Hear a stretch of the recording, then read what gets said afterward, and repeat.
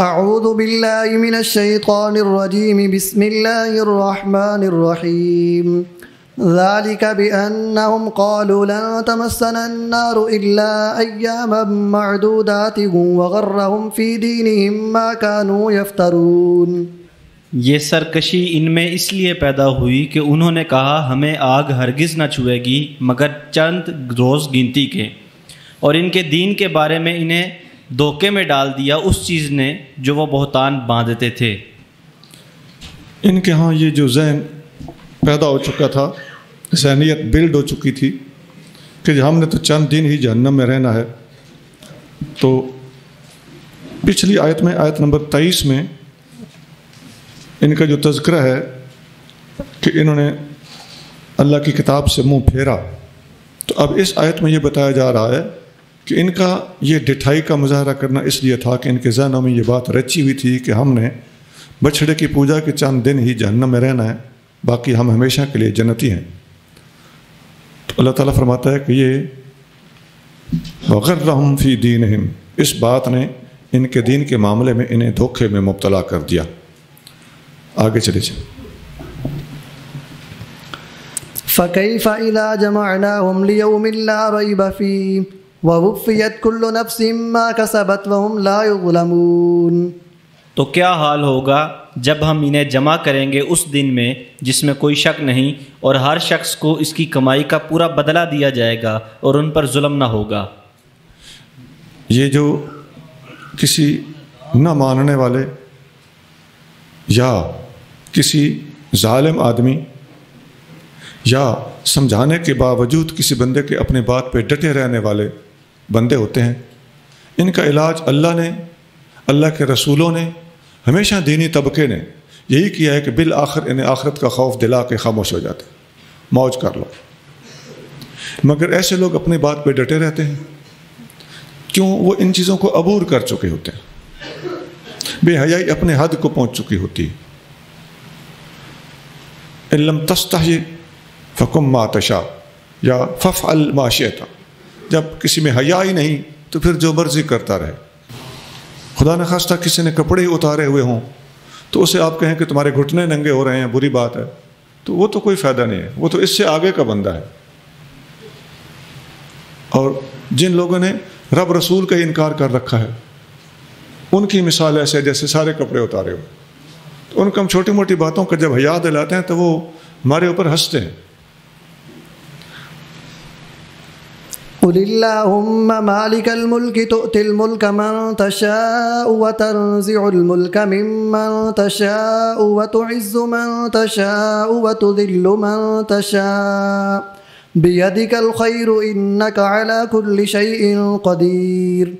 کہیے اے اللہ ملک کے مالک، تو سلطنت دیتا ہے جسے چاہے اور چھین لیتا ہے ملک جس سے چاہے، اور تو جسے چاہے عزت دے اور جسے چاہے ذلت دے، سب بھلائی تیری ہی ہاتھ میں ہے، بے شک تو جو چاہے اس پر قادر ہے۔ ایسا کبھی کبھار ہوتا ہے، آپ سے معافی چاہتے ہیں۔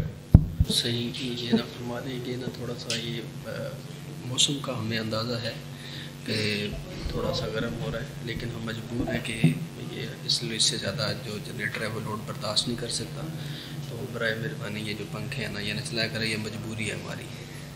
یہ کہہ رہے ہیں کہ پنکھوں کی وجہ سے ایسا ہو رہا ہے، تو گرمی کا بھی احساس ہے، ہمیں پتہ ہے دوستوں کو حبس بنتی ہوگی، تو اگر اس کو برداشت کر لیں تو مہربانی ہوگی، اور ایسی چیزوں سے بور ہونے کی بجائے میری درخواست ہے کہ آپ دعا کریں، اللہ تعالیٰ ہمیں یہ سہولیات جہاں پر مہیا کرنے میں آسانی فرمائے، ہماری مدد فرمائے۔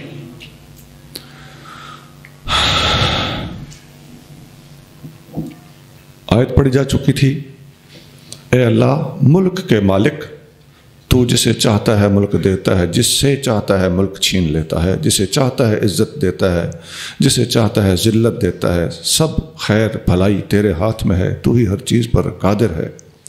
حضرت عبداللہ بن عباس رضی اللہ عنہما اور حضرت انس بن مالک رضی اللہ عنہ فرماتے ہیں کہ لما فتح رسول اللہ صلی اللہ علیہ وسلم مکہ تھا وعد امتہ ملک فارس والروم، جب نبی کریم صلی اللہ علیہ وسلم نے مکہ کو فتح کر لیا تو یہ بہت بڑا ٹارگٹ تھا جو اچیو ہو گیا۔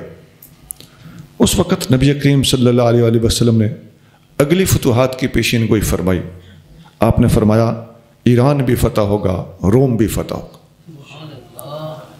اور منافقوں نے اور یہودیوں نے کہا کہ ہے ہاتھ من این لمحمد ملک فارس و روم، کہاں یہ لوگ اور کہاں فارس کی بادشاہیاں اور روم کی شہنشاہیاں اور پتہ نہیں جو کچھ وہ ان کو القاب دیتے تھے۔ تو وہم اعز و امنع من ذالک، وہ بڑے اونچے لوگ ہیں، غالب لوگ ہیں، ان کی پہنچ سے باہر ہے۔ الم یکف محمدن مکۃ والمدینۃ حتی طمع فی ملک فارس و روم، کیا محمد صلی اللہ علیہ وسلم کے لیے مکہ اور مدینہ کافی نہیں ہیں کہ یہ فارس اور روم کی طرف سوچ رہے ہیں؟ فانزل اللہ هذه الآیہ قل اللہم مالک الملک، اس وقت اللہ تعالیٰ نے یہ آیت نازل فرمائی، اے مالک ملک کے بادشاہ، تو جسے چاہتا ہے ملک دیتا ہے، جس سے چاہتا ہے ملک چھین لیتا ہے۔ یہ اس آیت کا شان نزول اور پس منظر ہے، یہ بغوی میں موجود ہے، جلد اول ہے، صفحہ 337 ہے۔ اور میں نے بتایا تھا کہ تفسیروں میں کوئی تفسیر دیکھنے کا آسان طریقہ یہ ہے کہ اس آیت کو ڈھونڈ لیا جائے۔ عزیزان گرامی، کسی بھی کتاب کی فہرست دیکھنے میں آپ اپنے آپ کو مانوس کیجیے، اپنی عادت ڈالیے۔ اگر آپ کو پتہ ہو کہ کتابوں کی ترتیب کیا ہے، کتابوں کی فہرست کیا ہے، آپ بہت زیادہ کتابوں کے ماہر ہو جائیں گے۔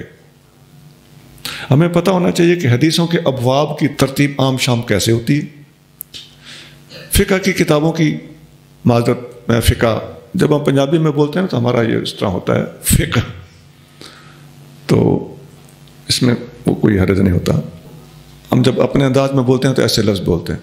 تو فقہ کی کتابوں کی بھی ایک ترتیب ہوتی ہے، کتاب طہارت سے شروع ہوتی ہے، تو عام طور پہ آخر میں کتاب الوصایا اور کتاب المیراث ہوتی ہے، اور بیچ میں نماز، زکوٰۃ، روزہ، حج، نکاح، طلاق اور حلال حرام اور کتاب البیوع وغیرہ، اس ترتیب سے، اور آگے عدالتی ابواب، تو سارے چلتے چلتے، اور الجہاد، وصیت، اس قسم کے ابواب میں سے ہوتی ہے۔ فقہ کی کتابیں اینڈ تک پہنچتی ہیں۔ تو ہمیں یہ زبانی باتیں اگر آتی ہوں تو کتاب میں دیکھ دیکھ کے آ کیوں نہ جائیں ہمیں، تو مقصودی مسئلے تک پہنچنا اور اپنا مسئلہ کتاب میں سے ڈھونڈ نکالنا آپ کے لیے بالکل آسان ہو جائے گا۔ ادھر کتابیں پڑھی ہیں، 1 2 3 4 کتابیں ساری آپ چیک کریں، جو ترتیب قدوری میں ہے وہی ترتیب تقریباً کنز الدقائق میں ہے، وہی ترتیب ہدایہ میں ہے، تو کیوں نہ مانوس ہو جائیں، جڑیں بڑھو، کچھ بھی نہیں، یہ کوئی مشکل نہیں ہے۔ تو عرض یہ کر رہا تھا کہ بغوی میں اس آیت کی تفسیر دیکھنی ہو تو آیت ڈھونڈ لیں، فہرست مضامین نکالیں، تو اس کے اندر اس آیت تک پہنچیں، کوئی مشکل ہی نہیں ہوگا۔ یہ جو میں نے روایت پیش کی ہے، میں نے تھوڑا تھوڑا بعض اوقات جہاں پر کسی روایت کے سند کے اعتبار سے تھوڑا سا سند میں ڈھیلا پن محسوس کیا، تو وہاں میں نے تھوڑا سا تائیدی تبصرہ کرتے ہوئے اس حدیث کو لیا ہے، اور میرا ضمیر مطمئن تھا کہ یہ حدیث اور یہ روایت نقل کرنے کے قابل ہے۔ تو یہاں جو قرآن شریف کا لفظ قل ہے، قل اللہم مالک الملک، یہ قل بتا رہا ہے کہ اس کا کوئی پس منظر تھا، جس کے جواب میں اللہ اپنے محبوب صلی اللہ علیہ وسلم کو قل فرما رہا ہے کہ آپ ان کو جواب دیجئے۔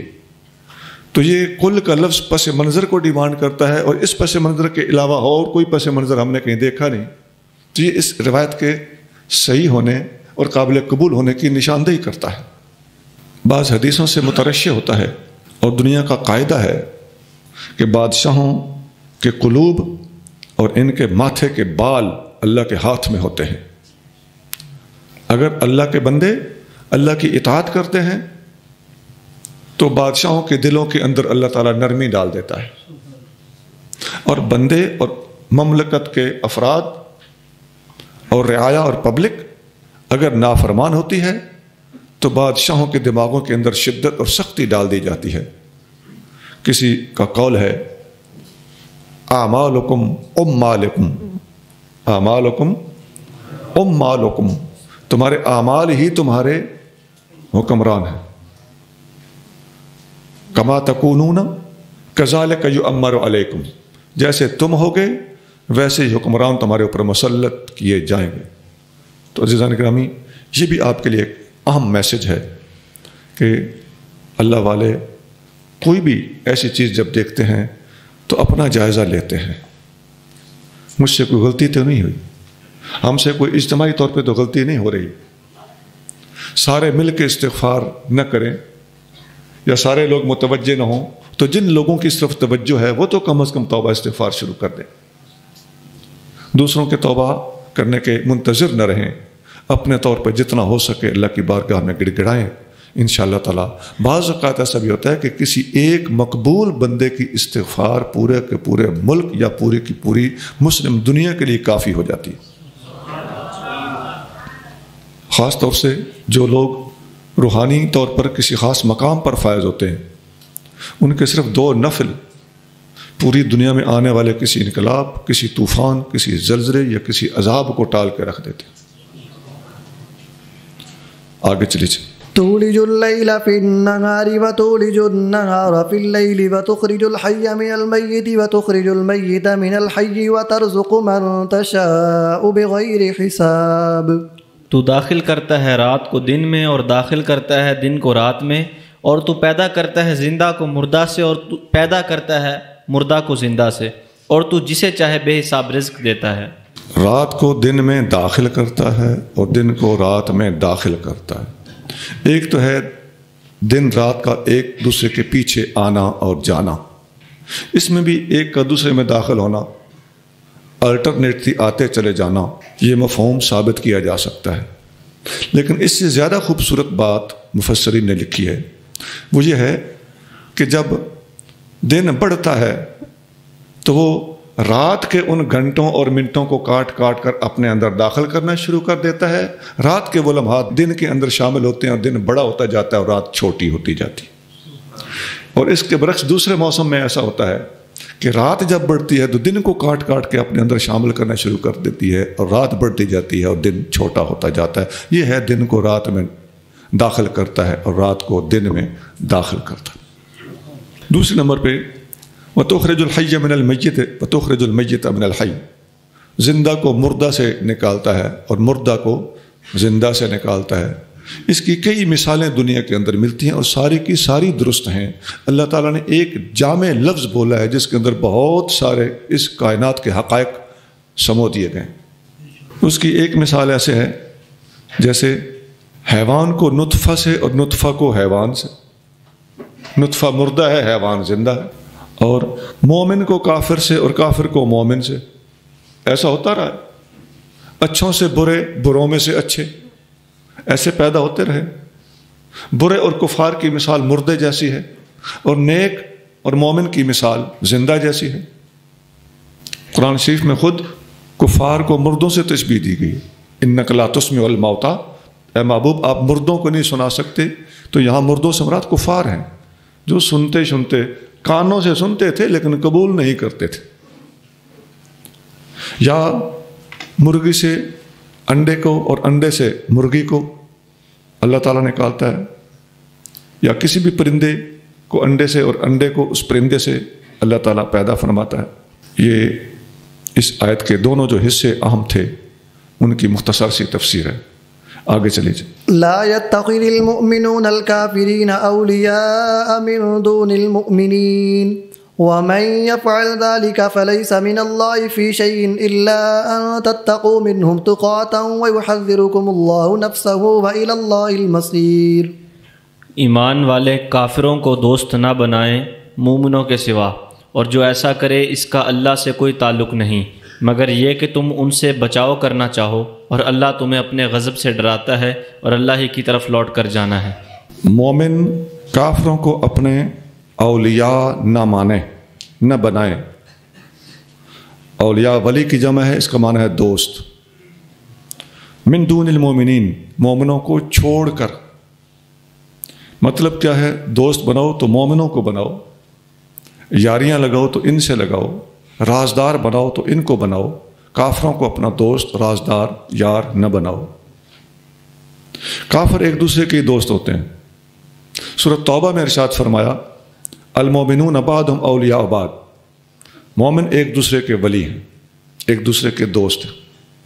اور اسی سورۃ توبہ میں تھوڑے فاصلے پہ فرمایا المنافقون بعضهم من بعض، منافق ایک دوسرے میں سے ہیں، ان کے آپس میں لنک ہیں، مومنوں کے آپس میں لنک اور تعلق، محبتیں اور دوستیاں ہیں۔ اور جو مومنوں کی بجائے کافروں کو اپنا دوست بنائے گا، اس کے بارے میں لفظ استعمال فرمایا من یفعل ذالک، جو یہ حرکت کرے گا، فلیس من اللہ فی شیء، وہ بندہ، فلیس من اللہ فی شیء کا مطلب ہے قد برئ من اللہ وفارق دینہ، وہ بندہ اللہ سے بری ہو گیا، چھوٹ گیا اور اپنا دین چھوڑ دیا۔ لیس من اللہ فی شیء، وہ اللہ کی طرف سے کسی چیز پر نہیں ہے، مطلب اللہ تعالیٰ کے ساتھ اس کا تعلق کوئی نہیں رہا۔ ہاں ایک استثناء ہے، الا ان تتقوا منہم تقاتا، سوائے اس کے کہ تم نے کافروں سے کوئی احتیاط برتنی ہو، کوئی اندیشہ ہو، کوئی فکر ہو۔ وَيُحَذِّرُكُمُ اللَّهُ نَفْسَهُ، اللہ تعالیٰ تمہیں اپنے عذاب سے ڈراتا ہے۔ وَإِلَى اللَّهِ الْمَصِيرُ، اور اللہ تعالیٰ کی طرف تمہارا لوٹنا ہے۔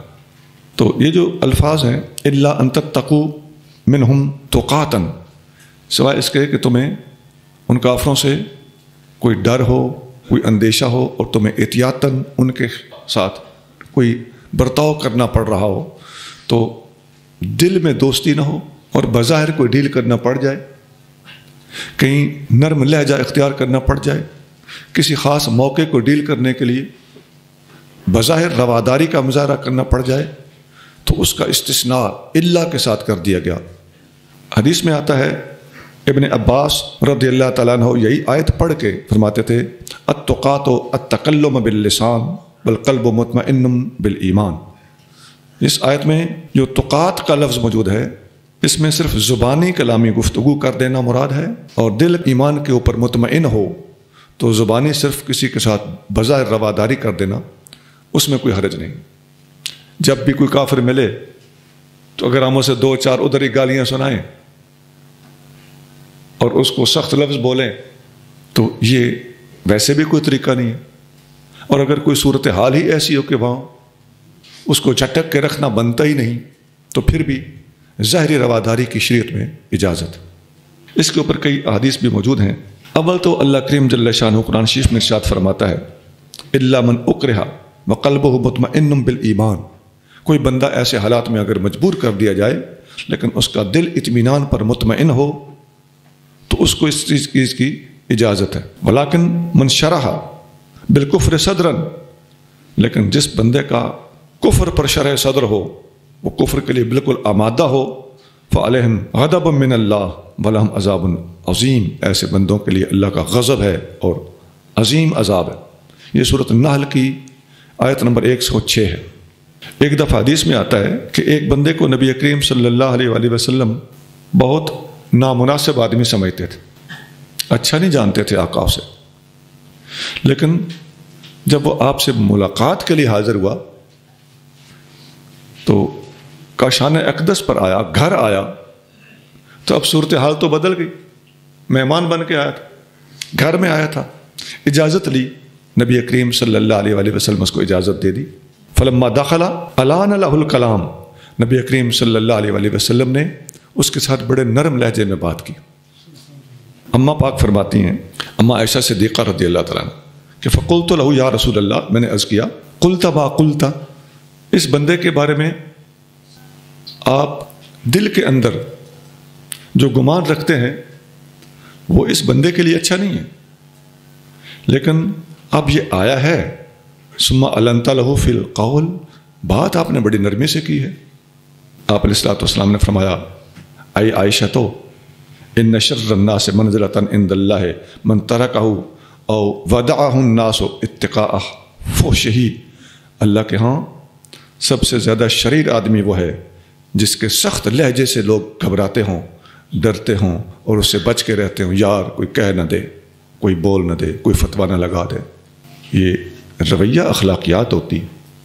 اور پھر وہ گھر آیا ہوا تھا، تو یہ ساری حدیث آپ نے سن لی.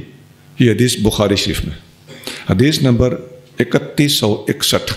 اب کسی عالم دین کو ہی کوئی بندہ ملاقات کرنے اس کے گھر آ جائے، وہ بندہ مسلکی طور پر، سیاسی طور پر، کسی بھی حوالے سے ناقابل قبول ہو، اب گھر آئے ہوئے بندے کو کیا کہیں؟ دروازے بند کر لیں یا اس کے ساتھ سخت بولیں؟ حدیث کیا کہہ رہی ہے؟ نرمی سے بولنا ہے، دروازے بھی بند نہیں کرنے.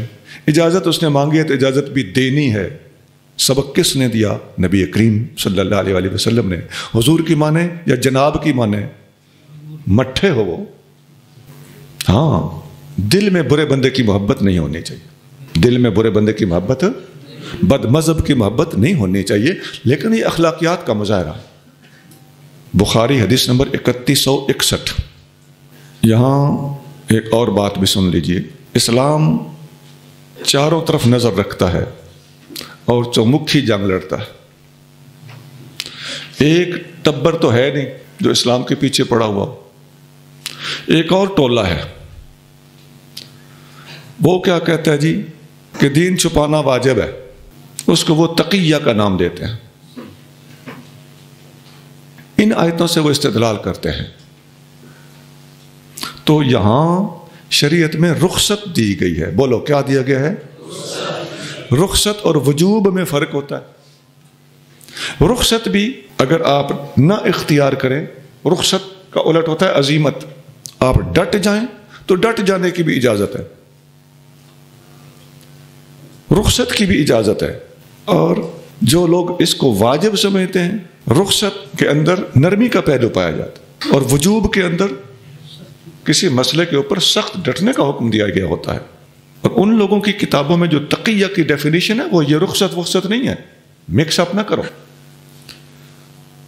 وہاں لکھا ہوا ہے، ہم دکھاتے ہیں نا، ہمارے پاس کتابیں موجود ہیں، ان کی کتابوں میں لکھا ہوا ہے اور جھوٹ لکھا ہوا ہے. امام جعفر صادق کی طرف منسوب کر کے لکھتے ہیں کہ خدا نخواستہ انہوں نے فرمایا تھا کہ الحسنۃ التقیۃ والسیئۃ الازاحۃ. نیکی نام ہی دین چھپانے کا ہے. تقیہ نیکی ہے اور ظاہر کرنا برائی ہے. یہ زمین آسمان کا فرق ہے نا. یہ اصول کافی کی حدیث نمبر 2234 ہے. 2234 یہ جدید چھاپا ہے. اگلے وقتوں میں ان کے جلدیں اور صفحے ہوتے تھے. اسی اصول کافی میں اس سے اگلی حدیث ہے، بلا فاصلہ ان 9 اعشار الدین فی التقیۃ.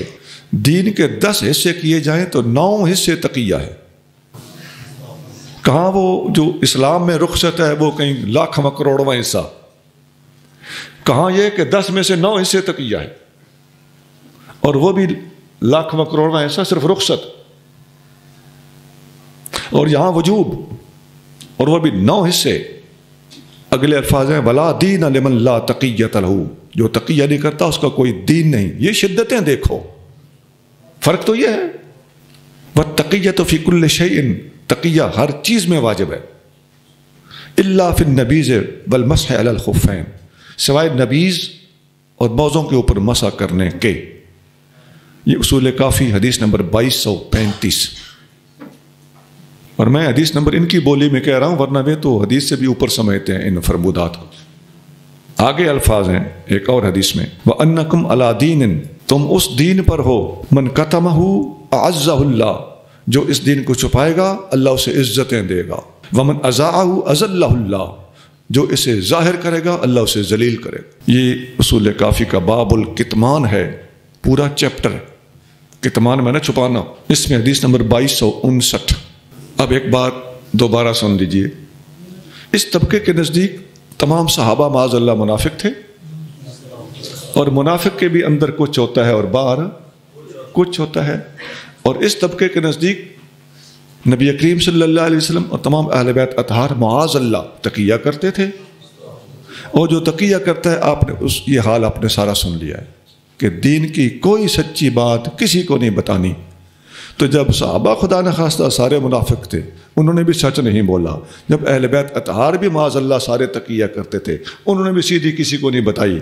تو یہ دین پھر کہاں سے آ گیا؟ یہ کوئی بات جو میں کہہ رہا ہوں یہ کوئی خطیبانہ بات نہیں ہے. بالکل تحقیقی علمی بات ہے. ان کا کوئی سمجھدار بندہ ہوگا تو واقعی سوچوں میں پڑ جائے گا.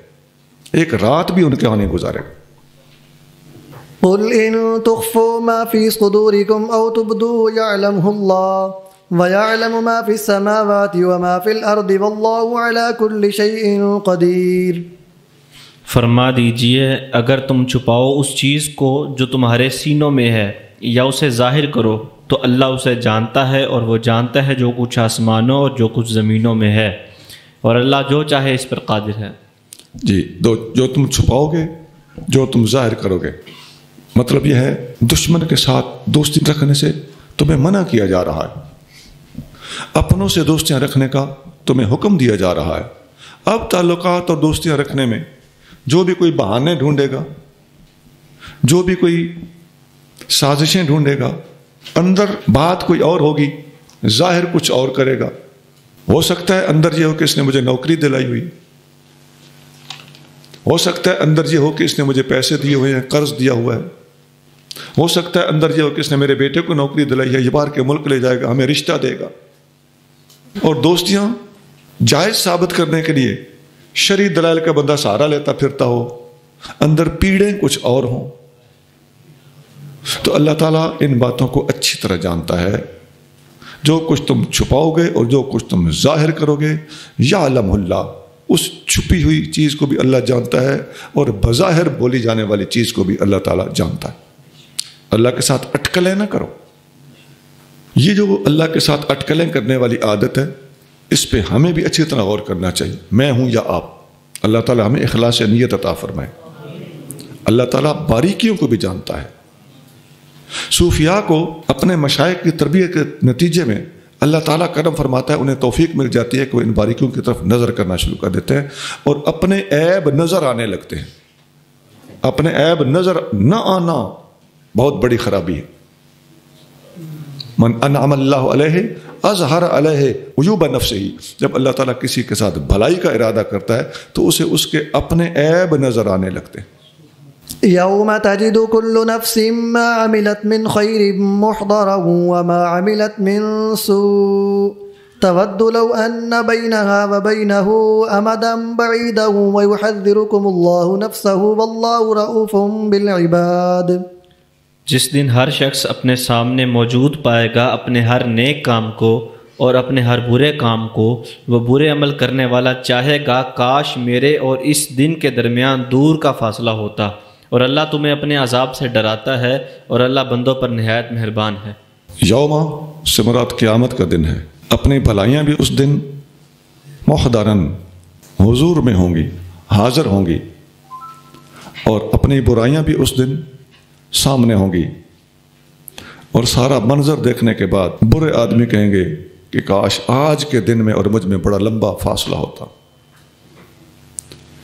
آپ چشم تصور میں ذرا اس دن کے منظر کو اپنے سامنے لائیے، اور ہم سارے اپنے آپ کو، اپنی غلطیوں کوتاہیوں کو یاد کر کر کے ذرا سوچیں کہ کیا میں اس دن میں حاضر ہونے کے قابل ہوں. انشاءاللہ توبہ توبہ انگ انگ سے نکلے گی. اور وہاں جا کر جو پشیمانی ہونی ہے، اگر کسی بندے کو دنیا کے اندر وہ ایک بار بھی شرمندگی اور پشیمانی لاحق ہو گئی، انشاءاللہ تعالیٰ آخرت میں اس کا سرمایہ بن جائے گی. وہ پچھتاوا آج پچھتا لیا جائے.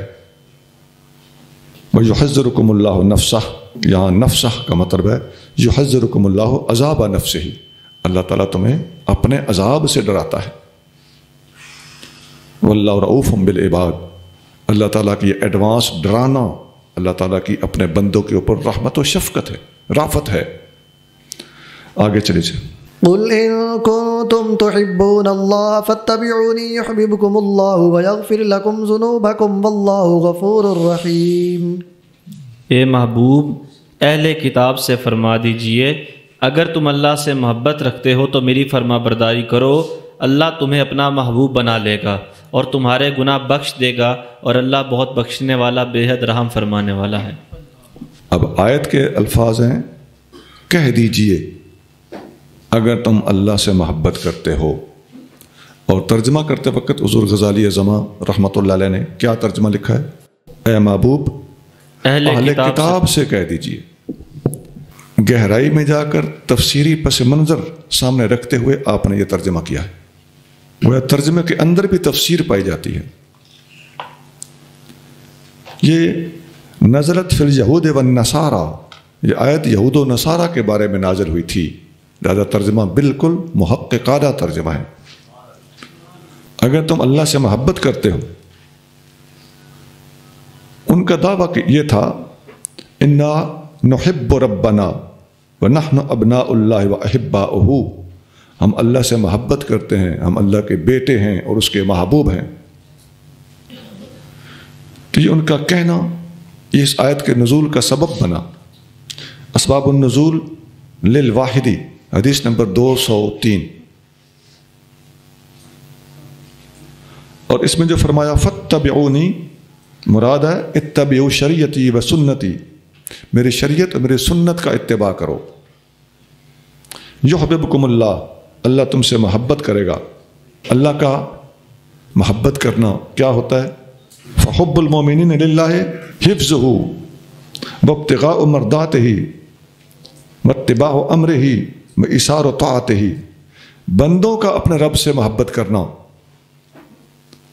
وہ صرف محبت میں دیوانہ ہو جانا مراد نہیں ہے، بلکہ محبت حقیقی اور اپنی مکمل علامات کے ساتھ یوں ہوتی ہے کہ اللہ تعالیٰ کو ہر وقت ملحوظ رکھا جائے، ہر بات میں، ہر کام میں، ہر حرکت میں سوچا جائے کہ اللہ دیکھ رہا ہے۔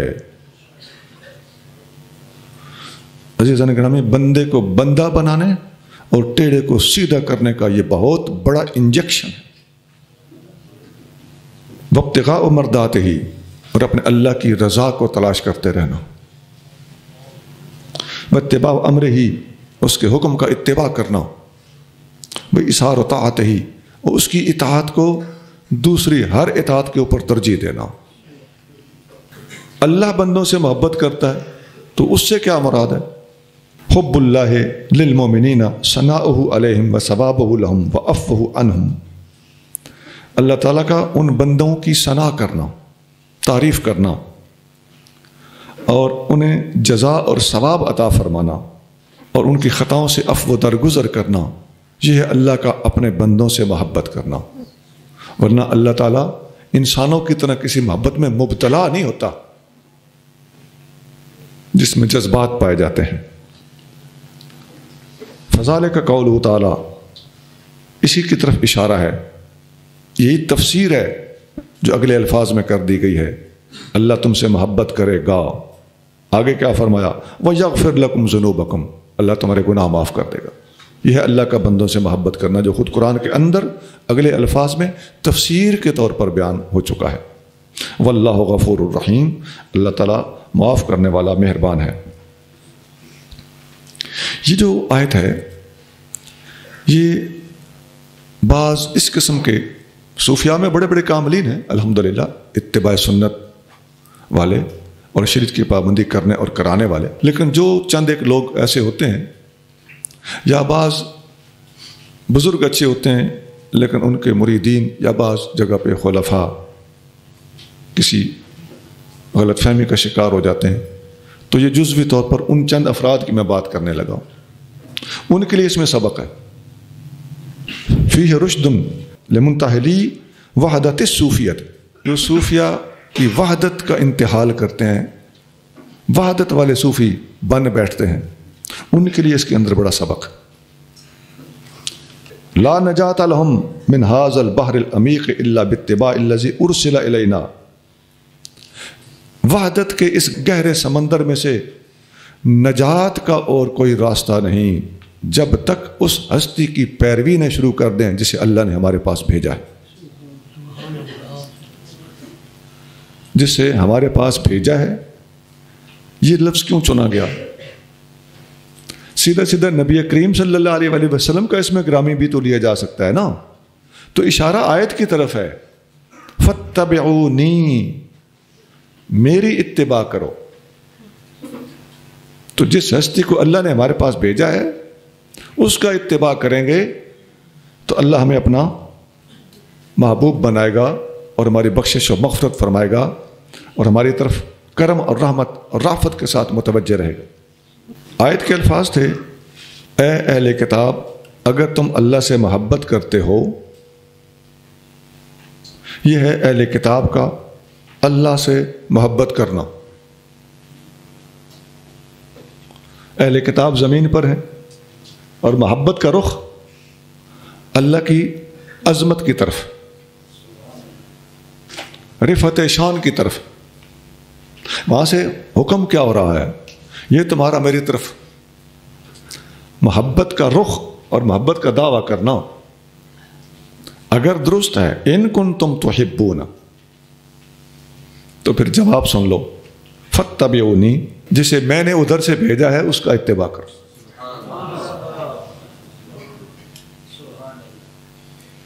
یحببکم اللہ، نتیجہ کیا نکلے گا؟ اللہ تعالیٰ الٹا تم سے محبت کرنے لگے گا۔ نہ صرف یہ کہ جب تم میرے محبوب کی پیروی کرو گے تو اگر تم مجھ سے محبت کرتے ہو تو میرے محبوب کی پیروی کرو، مجھے تمہاری سچی محبت کا ثبوت مل جائے گا۔ نہیں، بات اس سے آگے پہنچا دی، فرمایا وہ ثبوت تو پیچھے رہ گیا، تم میرے محبوب کی پیروی کرو، پہلے تم مجھ سے محبت کرتے ہو، میں الٹا تم سے محبت کرنا شروع کر دوں گا۔ عزیزان گرامی، اللہ کا محبوب کائنات میں ایک ہی ہے، باقی جس سے بھی اللہ محبت کرتا ہے اس محبوب کے توسط سے کرتا ہے، جو اس کے رنگ میں ڈھلتا ہے، جو اس کے روپ کو اختیار کرتا ہے، جو اس کی سنت کا اتباع کرتا ہے، جو اس جیسا بن ٹھن کے آتا ہے، اس جیسے رویے اختیار کرتا ہے، اس جیسا لباس اختیار کرتا ہے، اور ساری زندگی اس کے کردار کے اندر ڈھال کے اللہ تعالیٰ کے بارگاہ میں پہنچتا ہے۔ اللہ تعالیٰ کو اس محبوب کے آئینے کے ذریعے سے بیچ میں واسطہ رکھتے ہوئے اس بندے کو بھی اپنا محبوب بنا لیتا۔ میں ان فقیروں، میرا تو خیال ہے کوئی قادری ہو، کوئی چشتی ہو، سہروردی ہو، نقش بندی ہو، جتنے سلاسل ہیں اور پوری دنیا کے اور بھی جتنے جہاں جہاں فقراء موجود ہیں، اللہ کے متلاشی دنیا میں جہاں جہاں موجود ہیں، میں ان کی خدمت میں بڑی ہمدردی کے ساتھ درخواست کرتا ہوں۔ وہ میرے بھائی دوست ہیں، وہ مجھے جانتے ہوں گے اور میں انہیں جانتا ہوں، یا وہ میری بات کو سمجھ رہے ہوں گے۔ فقیر بڑے وسیع القلب اعلیٰ ظرف ہوتے ہیں، وہ سمجھ رہے ہوں گے یہ کہاں پہ بول رہا ہے اور کہاں سے بول رہا ہے۔ عزیزان گرامی، اس بے کنارہ سمندر کا کوئی آتا پتہ نہیں ہے۔ ہم سے پہلے بڑے بڑے لوگ اس سمندر میں چھال لگا کے پوری احتیاط کے ساتھ، بعض لوگوں نے تو جلدی ہی کنارے کی طرف رخ کرنا شروع کر دیا، اور بعض نے کئی سال اس میں لگائے، بعض نے 35 40 سال اس میں لگائے، بعض اسی سمندر میں ہوتے ہوئے فوت بھی ہو گئے۔ وہاں کوئی بحث تمیز اور علم کلام کی طرف متوجہ ہونے کا ان کے پاس ٹائم ہی نہیں ہوتا، نہ ہوش ہوتا ہے۔ یہ تو ہوش والوں کو زیب بھی دیتا ہے اور انہیں یہ کرنا بھی چاہیے۔ ہم الحمدللہ یہ چومکھا کام کی پوری کوشش بھی کر رہے ہیں، لیکن عزیزان گرامی، جن فقیروں کو میں درخواست پیش کر رہا ہوں، میرے پیارے بھائی، اگر تمہیں اس سمندر میں سے نجات چاہیے تو کنارہ نام ہے محمد مصطفیٰ کا۔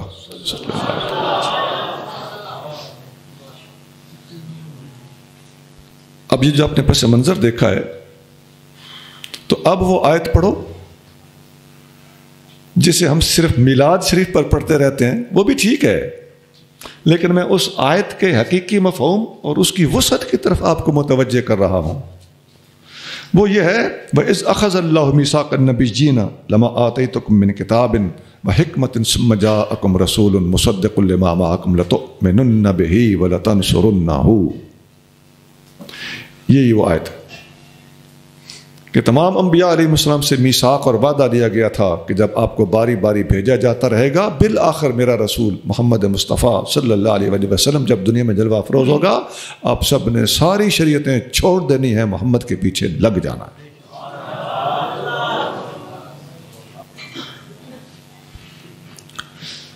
یہ رب کے متلاشیوں کے لیے حتمی کنارہ ہے۔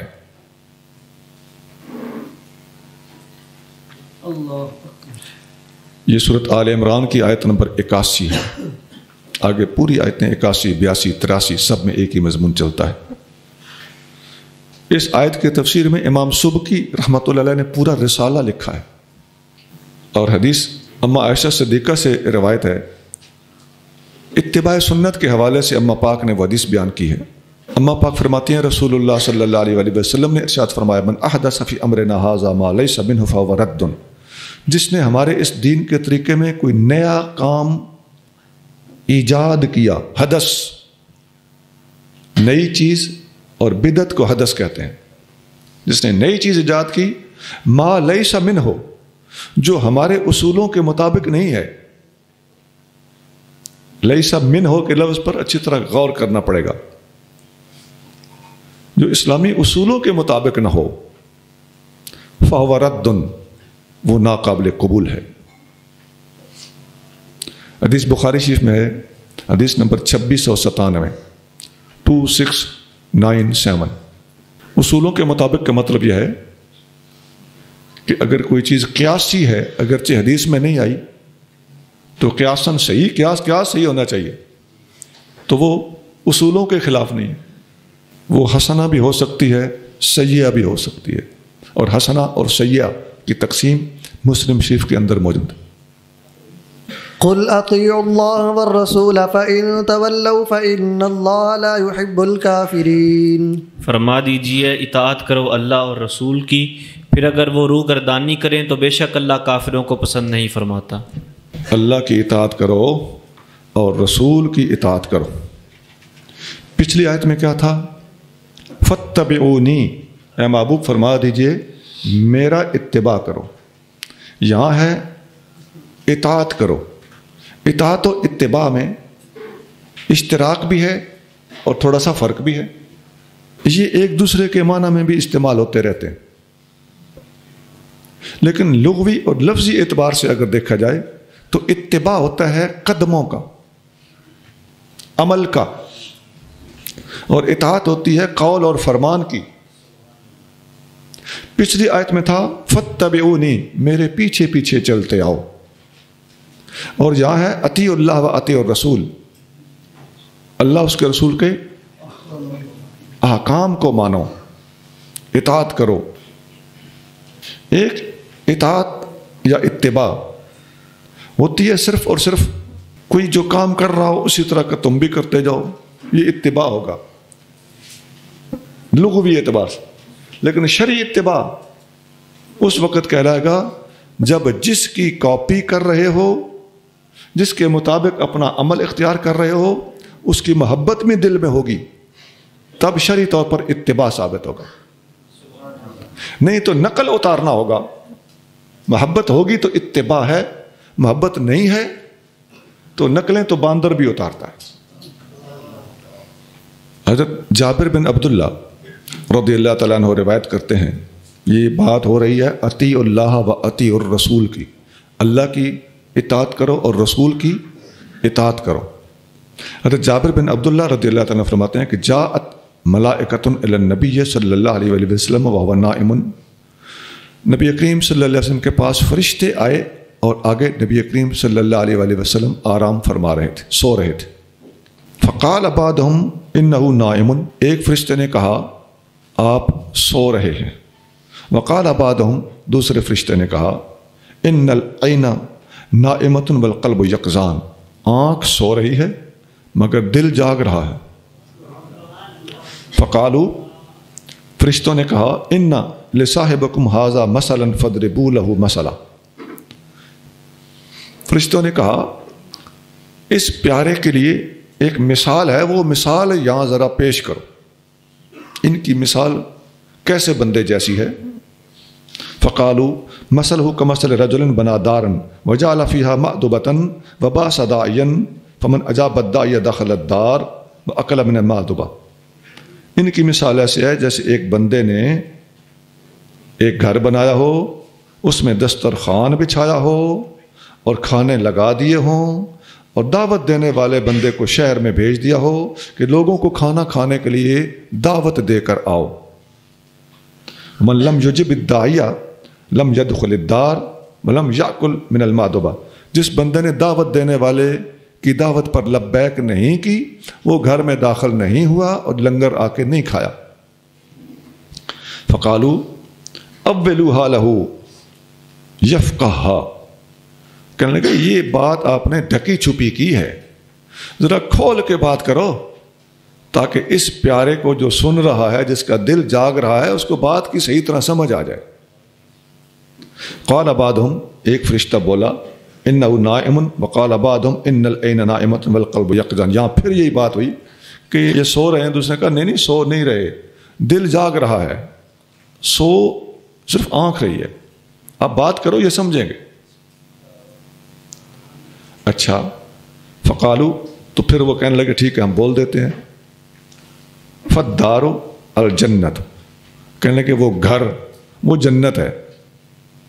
والداعی محمد صلی اللہ علیہ وسلم, اور جنت کی طرف دعوت دینے والے محمد صلی اللہ علیہ وآلہ وسلم ہیں. فمن اطاع محمد فقد اطاع اللہ, جس نے محمد کی اطاعت کی اسی نے اللہ کی اطاعت کی.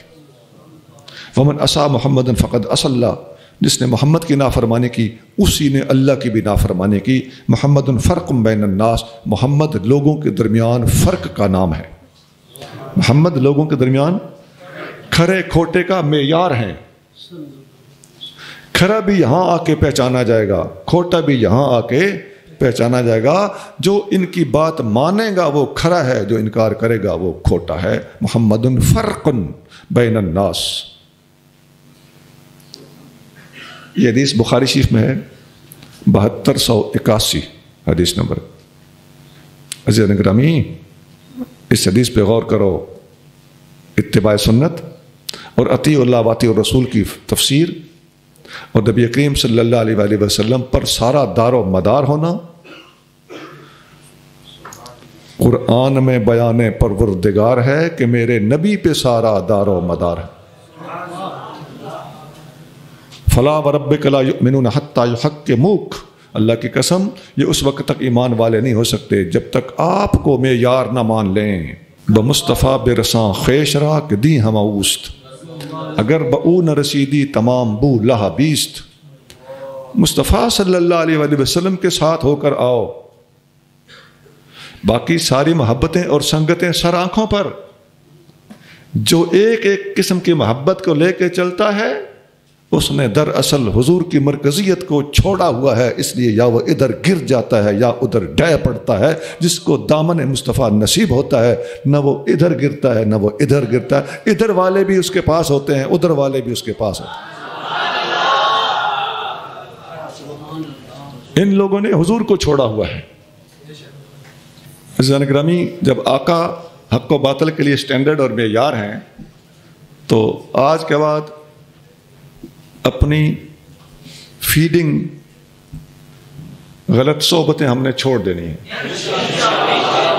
اور ہم نے آقا کی محبت کو وسطی مرکزی حیثیت دیتے ہوئے حضور کے ہر غلام کی غلامی کا دم بھرنا ہے. یہ حدیث میں صاف آتا ہے. یہ تو ہے نا کہ محمد فرق بین الناس. تو ترمذی میں 2 حدیثیں ہیں, کتاب ایک ہی حدیث ہیں 2. آقا نے فرمایا میرے صحابہ سے جو محبت کرے گا میری محبت کی وجہ سے کرے گا, اور میرے اہل بیت سے جو محبت کرے گا میری محبت کی وجہ سے کرے گا. صحابہ والی حدیث الگ ہے, فمن احبہم فبحبی احبہم, اور اہل بیت والی حدیث الگ ہے, احبوا اہل بیتی لحبی. حضور نے اپنے آپ کو بیچ میں رکھ کے صحابہ کی محبت بھی یاد دلائی اور اپنے آپ کو بیچ میں رکھ کے اہل بیت کی محبت بھی بیچ میں یاد دلائی. اور اعلیٰ حضرت امام اہل سنت رحمۃ اللہ علیہ نے ایک خوبصورت بات لکھی ہے. عقائد پر آپ کی ایک عربی میں کتاب ہے المستند المعتمد. آپ اس کتاب میں ارشاد فرماتے ہیں لیس حب الصحابۃ لذواتہم ولا حب اہل البیت لانفسہم. صحابہ کی محبت صحابہ کی وجہ سے نہیں ہے, اہل بیت کی محبت اہل بیت کی اپنی وجہ سے نہیں ہے, بل حبہم جمیعا لوصلتہم برسول اللہ, بلکہ ان سب کی محبت اس لیے ہے کہ ان کا تعلق رسول اللہ کے ساتھ ہے.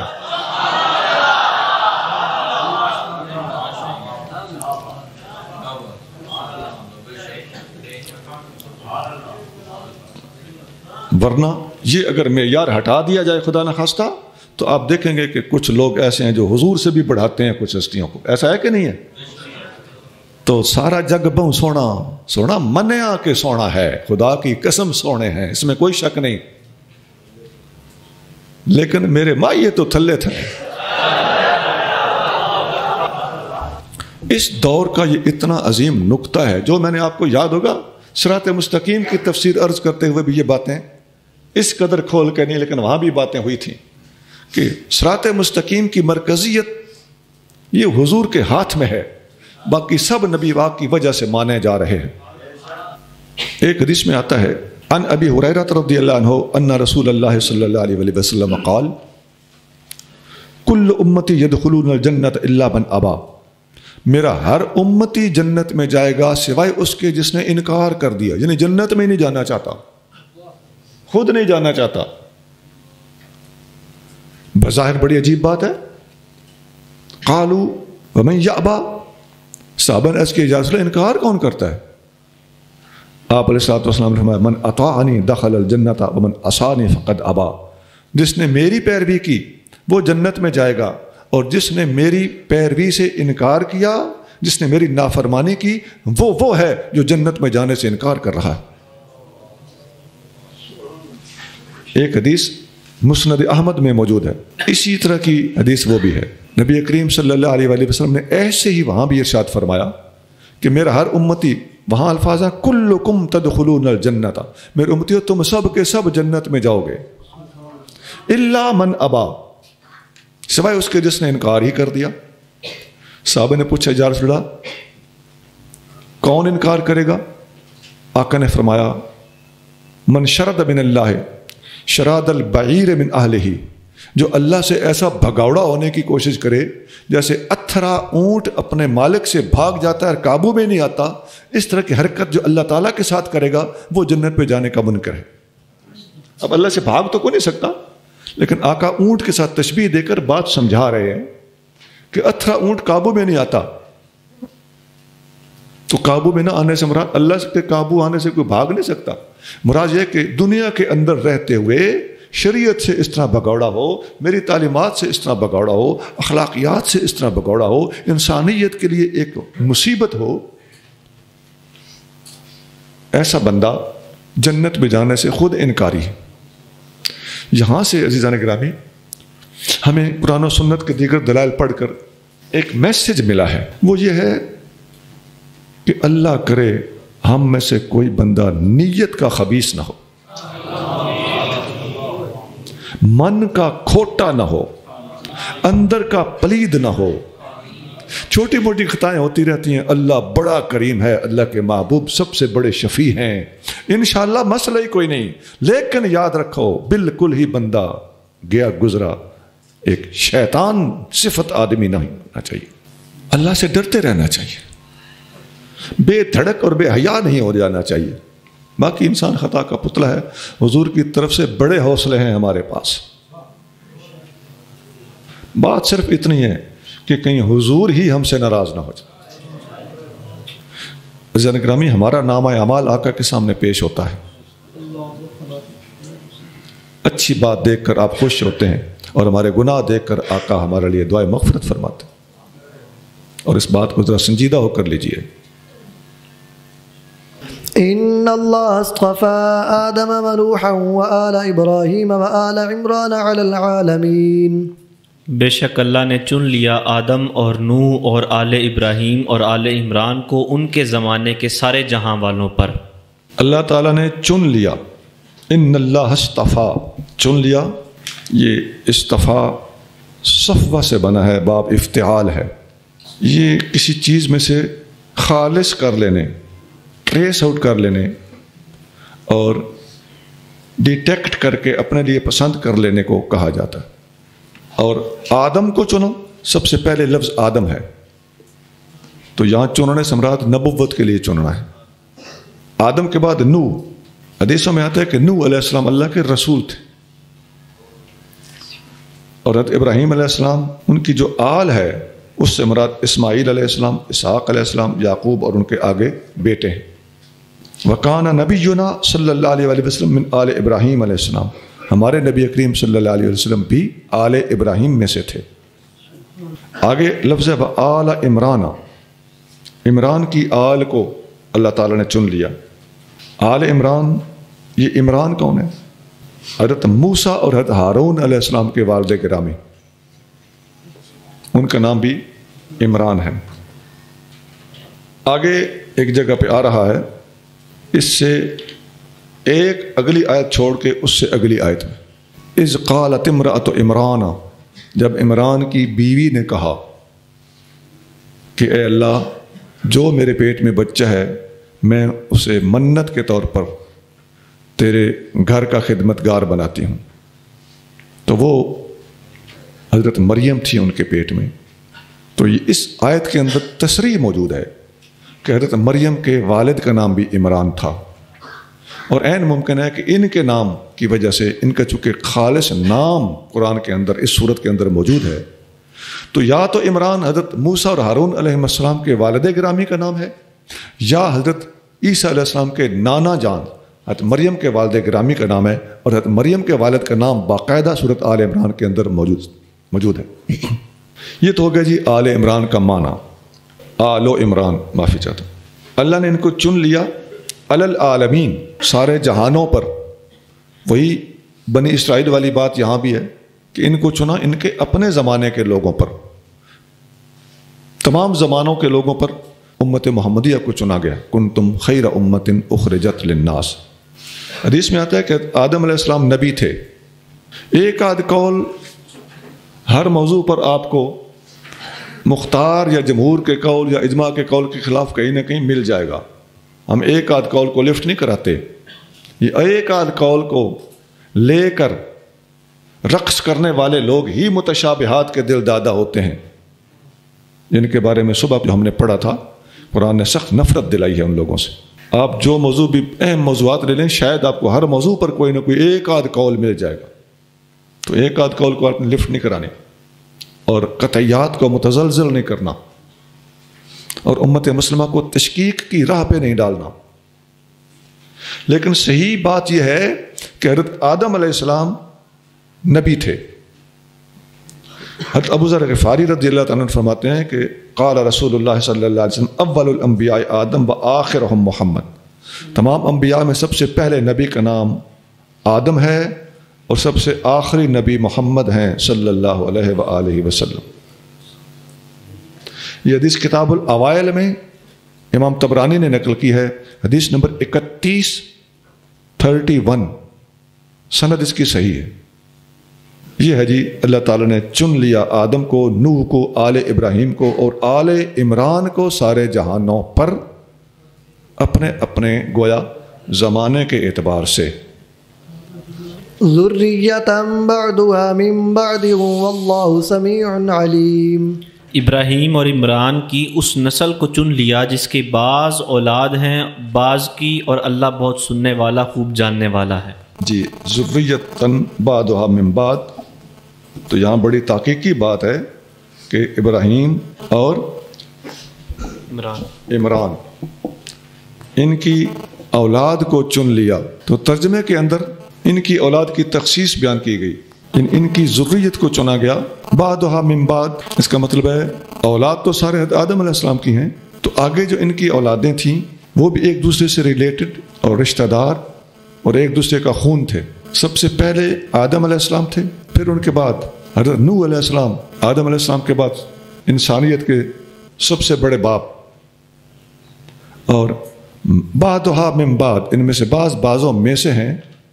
اس کا معنی ہے فی التناصر فی الدین، وہ رشتہ داری اور خونی تعلق بھی اپنی جگہ پہ، لیکن یہ دین کی ایک دوسرے کے ساتھ مدد کرنے کے حوالے سے ہم خیال ہیں، اس لیے کہا گیا ہے کہ بعضها من بعض، ان میں سے بعضوں میں سے ہیں۔ تو جن کا دین ہوتا ہے نا ایک ہی، وہ بعضوں میں سے بعض ہوتے رہتے ہیں اور ہوا کرتے ہیں۔ اللہ تعالیٰ سورۃ توبہ کی آیت نمبر 67 میں فرماتا ہے المنافقون والمنافقات بعضهم من بعض، منافق مرد اور منافق عورتیں ایک دوسرے میں سے ہیں۔ اب ان کا خونی رشتہ ہو یا نہ ہو، منافقت کا رشتہ ان سب میں کامن ہے، اس لیے یہ ایک دوسرے میں سے ہے۔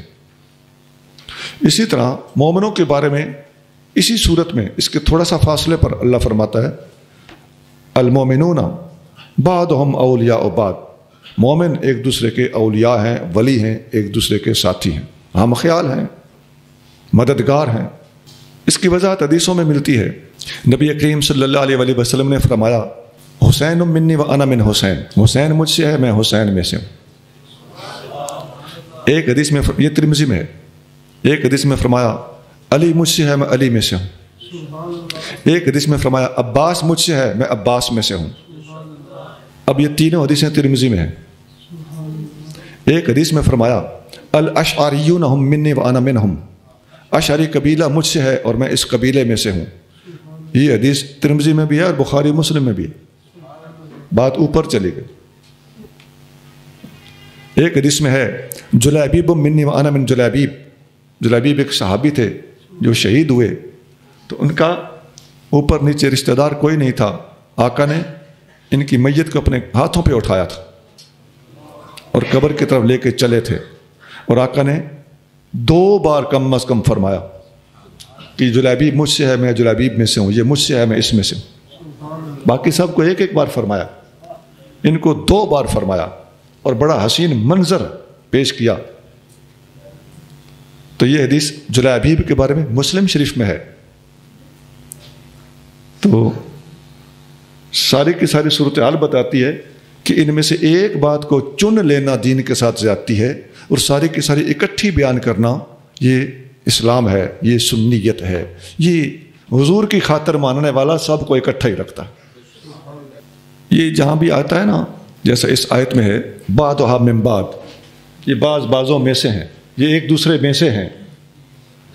تو یہ دینی طور پر اس آیت کے اندر جو بیان ہوا ہے، اسے ملحوظ رکھتے ہوئے جب آپ قرآن کی دوسری آیتیں پڑھیں گے نا، تو قرآن میں آتا ہے ان الذین فرقوا دینہم وکانوا شیعا، اے محبوب جن لوگوں نے دین کے اندر تفرقہ ڈالا اور ٹولیاں ٹولیاں ہو گئے، لست منہم فی شیء، آپ کسی لحاظ سے بھی ان میں سے نہیں ہو۔ تو اس آیت کو ذہن میں رکھیں تو آپ کو ساری دوسری آیتیں بھی اور وہ ساری حدیثیں جو میں نے آپ کو ایک گلاس میں دکھائی ہیں، وہ ساری کی ساری بات کو سمجھنے میں آسانی ہوگی۔ من غش فلیس منا، جس نے ملاوٹ کی وہ ہم میں سے نہیں۔ تو کہاں تک سناتے چلیں؟ سونا حضور میں سے ہونا نہ ہونا اس کو اچھی طرح سمجھ لیجئے۔ یہ کسی ایک جگہ پر کسی ایک ہستی، کسی ایک اللہ کے پیارے کے بارے میں نہیں ہے، یہ بہت سے اللہ کے پیاروں کے بارے میں آقا کا فرمان موجود ہے، یہ مجھ سے ہے، میں اس سے ہوں۔ اور حضور میں سے ہونے نہ ہونے کے صحیح جو معیارات بیان ہوئے ہیں ان سب پہ نظر رکھنی چاہیے۔ آقا میں سے خاندانی طور پہ بھی کوئی ہو سکتا ہے، اس کی نفی نہیں کی جا رہی، اور اعتقادی اعتبار سے بھی حضور میں سے ہو سکتا ہے، اور عملی اعتبار اور کردار کے لحاظ سے بھی حضور میں سے ہو سکتا ہے۔ وجوہ اشتراک جدا جدا ہوتی ہیں۔ اذ قالت امرأة عمران رب انی نذرت لك ما في بطني محررا فتقبل مني انك انت السميع العليم۔ جب عرض کی عمران کی بیوی نے اے میرے رب، بے شک میں نے تیرے لیے منت مانی اس کی جو میرے پیٹ میں ہے، آزاد کیا ہوا خالص تیرے لیے، تو اے رب قبول کر لے مجھ سے، بے شک تو ہی بہت سننے والا خوب جاننے والا ہے۔ جب عمران کی بیوی نے کہا، حضرت مریم کی والدہ، حضرت عیسیٰ علیہ السلام کی نانی جان، کتابوں میں ان کا نام حنہ لکھا ہوا ہے، حنہ بنت فاقوزہ، فا قاف زال فاقوزہ، کرسچن انہیں الزبتھ کہتے ہیں، آپ نے نام سنا ہوگا الزبتھ، یہ وہ ہیں۔ وہی ام مریم، یہ حضرت مریم کی والدہ تھیں، اور یہ جو عمران ہیں یہ حضرت موسیٰ اور ہارون علیہ السلام کے والد نہیں ہیں، یہ حضرت مریم کے والد۔ وہ عمران موسیٰ علیہ السلام کے والد، اور یہ عمران عیسیٰ علیہ السلام کے نانا، ان دونوں کے درمیان 1800 سال کا فاصلہ ہے، 1800 سال، اور یہ مریم کے والد ہیں۔ اور سمیت هذه سورۃ باسم احدہما، ان دونوں میں سے ایک کے نام سے یہ سورت موسوم ہے، اس سورت کا نام رکھا گیا ہے، یا تو حضرت موسیٰ و ہارون علیہ السلام کے والد گرامی کے حوالے سے یا حضرت مریم کے نام کے حوالے سے۔ لیکن بعض علماء کا زیادہ خیال ان کی طرف جاتا ہے کہ موسیٰ اور ہارون علیہ السلام کا بھی ذکر اس آیت میں موجود ہے، اس صورت میں موجود ہے، اور حضرت مریم کے والد گرامی کا بھی تذکرہ باقاعدہ ان کا تو ڈائریکٹلی نام اس صورت میں دیا گیا ہے۔ یہ ڈائریکٹ نام دیکھا جائے تو ذہن ادھر زیادہ جاتا ہے، علماء کے زیادہ اقوال دیکھے جائیں تو ذہن ادھر جاتا ہے، واللہ عالم۔ اب آپ خود سوچ لیں کہ صاف لفظ، صاف نام عمران حضرت مریم کے والد کا باقاعدہ رشتہ بتا کر قرآن کے اندر موجود ہے، تو یہاں عمران سے مراد کوئی اور ہستی لے لینا یہ ان لوگوں کی کھچا تانی ہے جن کو عادت ہے دا لگے صحیح پیچھے ہٹنا نہیں، دا نہ لگے تو لاؤنا تے لگدا ہوئے تکا تکا کچھ ہوئے گنجائے پھر تے بات موجاں ہو گئی ہے نا جی۔ فلما وضعتها قالت رب إني وضعتها أنثى والله أعلم بما وضعت وليس الذكر كالأنثى وإني سميتها مريم وإني أعيذها بك وذريتها من الشيطان الرجيم۔ پھر جب اسے جنا تو کہا اے میرے رب میں نے یہ لڑکی جنی، اور اللہ خوب جانتا ہے جو کچھ اس عمران کی بیوی نے جنا، اور میرا طلب کیا ہوا لڑکا نہیں ہو سکتا اس لڑکی جیسا جو اللہ نے عطا کی، اور بے شک میں نے اس کا نام مریم رکھا، اور میں اس کو اور اس کی اولاد کو تیری پناہ میں دیتی ہوں پھٹکارے ہوئے شیطان سے۔ جی، منت مانی تھی حضرت مریم کی والدہ نے کہ دل میں توقع یہ تھی کہ بیٹا ہوگا تو اللہ کے گھر کی خدمت کے لیے میں اس کو وقف کر دوں گی۔ وہ پیدا ہوئی بیٹی، انی سمیتھا مریم، کہنے لگی میں نے اس کا نام مریم رکھا ہے، اور میں اے اللہ اسے تیری پناہ میں دیتی ہوں اور اس کی اولاد کو بھی تیری پناہ میں دیتی ہوں شیطان سے بچا کر۔ اور اس میں جو الفاظ بیچ میں موجود ہیں ولیس الذکر کالانثی، مرد عورت جیسا نہیں ہوتا، تو قرآن کے اندر عورت اور مرد کے درمیان فرق جگہ جگہ صراحت کے ساتھ موجود ہے۔ الرجال قوامون علی النساء، مرد عورتوں کے اوپر غالب، قوام اور حاکم ہیں، اور دوسری جگہ فرمایا وللرجال علیہن درجہ، عورتوں کا درجہ مردوں سے نیچے اور مردوں کا درجہ عورتوں سے اوپر ہے، اور یہاں فرمایا لیس الذکر کالانثی، مذکر مؤنث جیسا نہیں ہوتا۔ بی بی پاک نے حضرت مریم کی والدہ نے یہی تو کہا تھا کہ مجھے امید تھی کہ بیٹا ہوگا تو اللہ کے گھر کی خدمت کے لیے وقف کروں گی، تو مرد زیادہ مناسب ہوتا ہے اس قسم کے کاموں کے لیے، اور یہ ہے بچی، تو یہ فرق صاف بتا رہا ہے کہ آپ نے بچی کے مرد کے مقابلے پر کمزور ہونے اور مرد کے بیٹے کے بچی کے مقابلے پر اقویٰ ہونے کی طرف اشارہ کیا ہے۔ حدیث شریف میں آتا ہے کہ وہ جو حضرت مریم کی والدہ نے دعا کی تھی کہ میں شیطان سے بچا کر اس بچی کو تیری پناہ میں دیتی ہوں، اس کی اولاد کو بھی تیری پناہ میں دیتی ہوں۔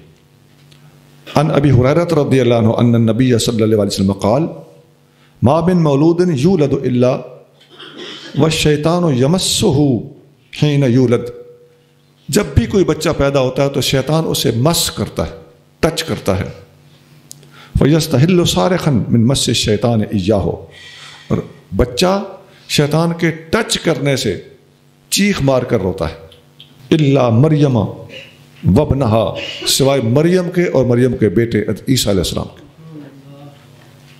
ثم یقول ابو ہریرہ، پھر ابو ہریرہ رضی اللہ تعالیٰ عنہ فرماتے ہیں وَقْرَؤُوا إِن شِئْتُمْ، اگر چاہو تو قرآن پڑھ لو۔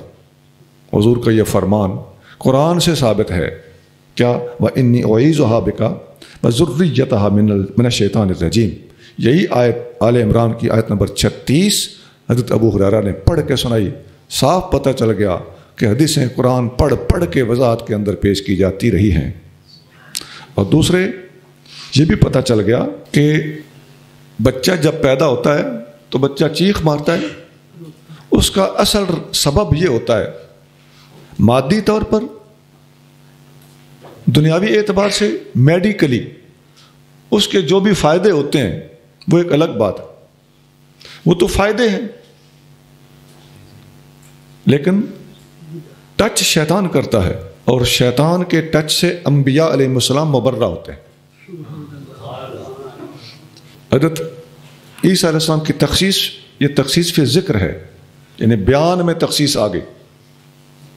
کسی ایک ہستی کا بیان میں آ جانا دوسری ہستیوں سے اس چیز کی نفی نہیں کر دیتا. اس کی بہت مثالیں ہیں. نبی کریم صلی اللہ علیہ وسلم نے اللہ کا شعر کسے کہا ہے؟ حضرت حمزہ کو، اور کسی کو نہیں کہا نام لے کر.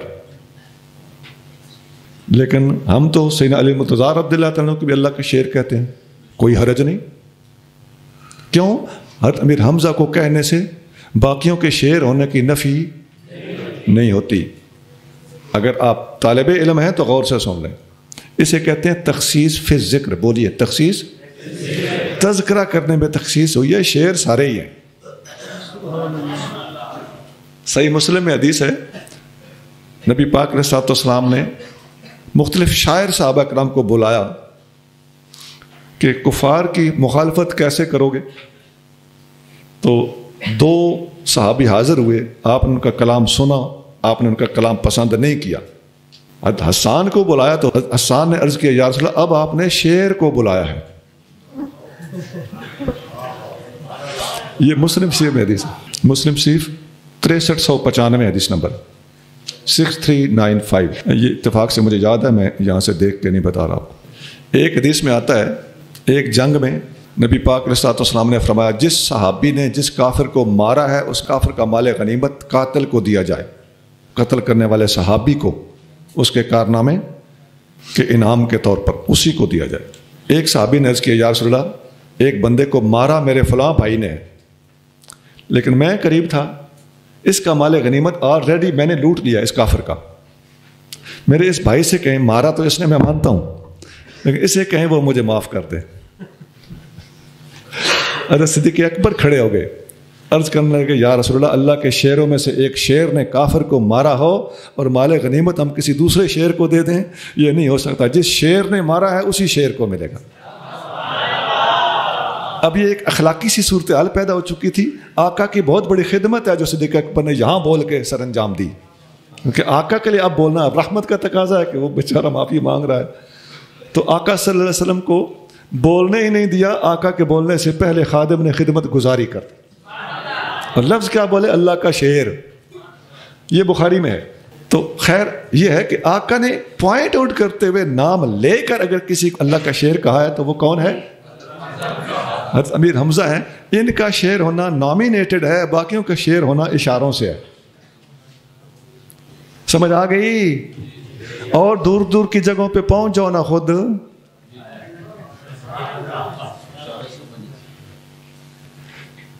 سید الشہداء حضور نے امیر حمزہ کو کہا ہے، لیکن یہ بھی کون سی تخصیص ہے؟ تخصیص فی ذکر. ہم سید الشہداء امام حسین پاک کو بھی کہتے ہیں نا رضی اللہ عنہ، ایسا ہے کہ نہیں؟ تو جائز ہے. کیوں؟ وہ تخصیص فی ذکر ہے. کسی اور کو اپنے زمانے کے لحاظ سے، اپنی جنگ کے لحاظ سے، اپنی فوج کے لحاظ سے اگر سید الشہداء کہا جائے تو کوئی حرج نہیں. ایمان سے بتاؤ اہل سنت کی نظر وسیع ہے کہ نہیں؟ کسی کے بارے میں کوئی تنگ نظری نہیں ہے. اور ہم کوشش کرتے ہیں کہ کسی لقب کو اکئی خرابی نہ کی ہوئی ہو کسی نے، لقب دینے والے نے. جہاں تک ہو سکتا ہے القاب کو ہم پسند کر لیتے ہیں.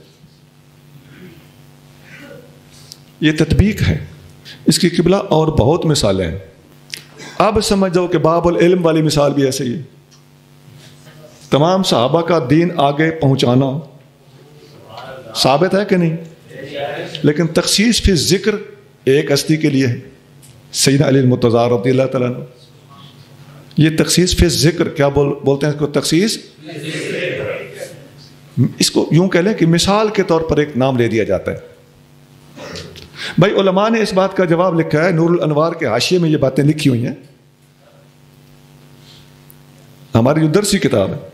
علماء نے لکھا ہے کہ بھائی جب تم پڑھتے ہو لا الہ الا اللہ محمد الرسول اللہ، تو محمد الرسول اللہ صلی اللہ علیہ وسلم کا معنی کیا ہے؟ اور کوئی رسول ہی نہیں ہے، اور بھی رسول ہے. تو اس مسئلے کو اچھی طرح سمجھ لینا چاہیے. عزیزان گرامی، ہم یہاں طالب علم بن کے بیٹھے ہوئے، علمی بات کی قدر کرنی چاہیے اور ایماندار بن کر اسے لے کے جانا چاہیے، تاکہ حضور کی غلامی کا حق ادا کرنے کے لیے دلائل کو آپس میں تطبیق دینے کے لیے آپ کو مدد ملے. اس میں ایک پھکا آپ بدگمانی ڈال دیں، سارا کام خراب ہو جائے گا. ایسا کہ نہیں؟ لیکن جو میں نے پیچھے مثالیں دی ہیں نا، وہ مثالیں پھر ہلنے نہیں دیں گے. اور سنیے، نبی کریم رؤوف الرحیم، یہ نام رکھنے کی باتیں چل پڑی ہیں.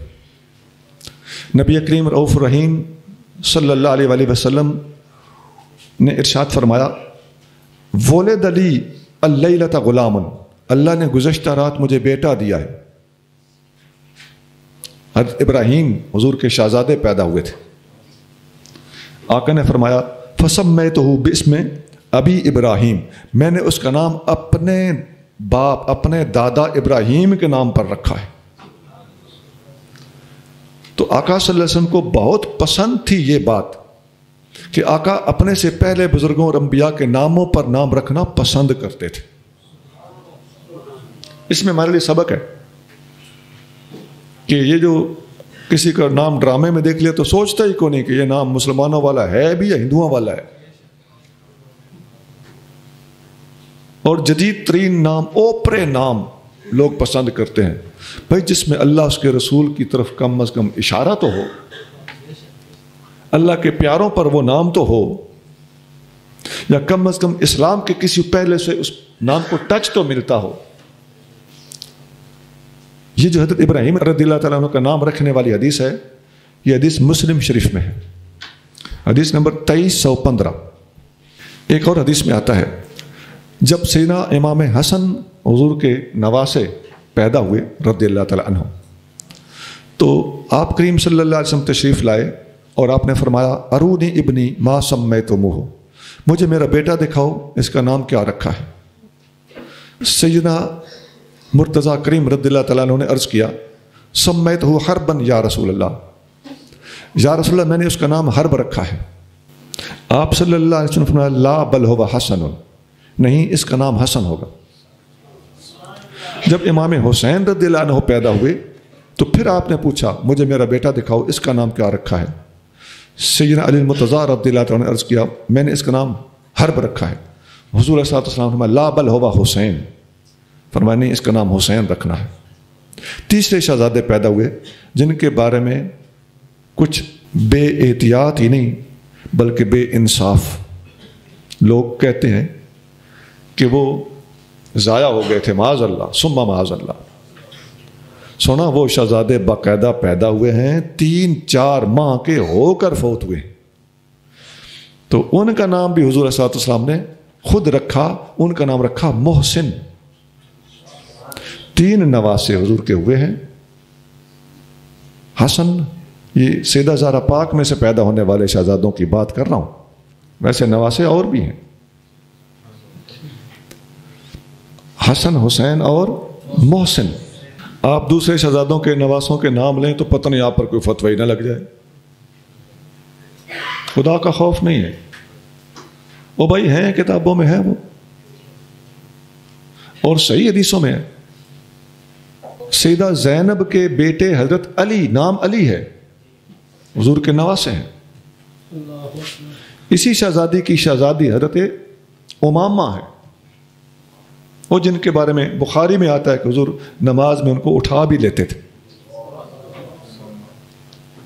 لیکن حضرت امامہ کا ذکر ہو تو وہ ان لوگوں کو قبول نہیں، خواہ بخاری میں ہو اور حضرت امام حسن کا ذکر ہو تو وہ ہم تو قبول کرتے ہی کرتے ہیں، اسے وہ بھی قبول کر لیتے ہیں، خواہ وہ کسی اونچی کتاب میں نہ ہو، مستدرک جیسی کتاب میں ہو. اور حسن سے حسین بنانا اگرچہ وہ امکان ضرور ہے، لیکن ان کو پھر کنفرم بھی ہو جاتا ہے. یہ سٹیپ بائی سٹیپ ساری باتوں پہ غور کریں اور ان پر آپ اور ہم تبصرہ کریں تو کہیں گے یہ کی لگا پیا، انہوں کی لوڑ سی. جہاں سے ان کو کچھ اور ہی نظر آنا شروع ہو جائے گا، کیمرہ باریک ہوتا ہے تو یہاں کوئی نہ کوئی فتویٰ سامنے آ جائے گا. یہ ہے ان کے فتووں کی حالت زار سونا. جب اہل اسلام کے خلاف باتیں ہوتی ہیں تو محققین نے اس طرح کی باتیں چن چن کے منظر پہ لانا ہوتی ہیں. ہمارا ضمیر مطمئن ہے، اپنے ضمیر کو ٹھیک کیجئے. رحمت کے حقدار بنیے.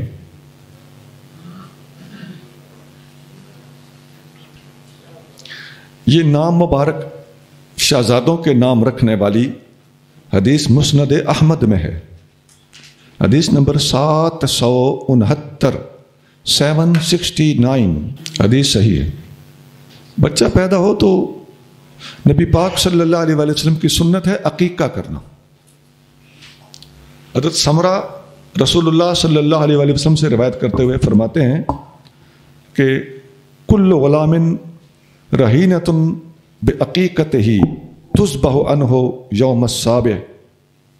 ہر بچہ گروی رکھا ہوا ہوتا ہے اپنے عقیقے کی وجہ سے، اور عقیقے کا جانور 7ویں دن ذبح کرنا چاہیے. آپ نے دیکھا ہوگا بعض بچے پیدا ہوتے ہیں، ہم لوگ عدم توجہ کی وجہ سے یا سستی کی وجہ سے یا معلومات نہ ہونے کی وجہ سے یا کسی اور وجہ سے عقیقہ نہیں کرتے یا تاخیر کر بیٹھتے ہیں. تو ایسا بچہ آپ نے بعض کا دیکھا ہوگا، یا آپ اگر دیکھیں کہ کسی بچے کے ساتھ بار بار ایکسیڈنٹ ہوتے ہیں، بار بار گرتا ہے، بار بار سر پھاڑ لیتا ہے، تو آپ غور کریں کہ بچے کا عقیقہ تو نہیں باقی. بجائے ڈاکٹروں کے پاس رولنے کے اس بچے کا عقیقہ کریں، انشاءاللہ تعالیٰ بچے کے ساتھ بہتری ہونا شروع ہو جائے گی. یہ عقیقے والی حدیث 7ویں دن عقیقہ کرنا، یہ ابو داؤد شریف میں ہے، حدیث شریف 2837 2837. سبحان ربک رب العزت عما یصفون وسلام علی المرسلین والحمد للہ رب العالمین.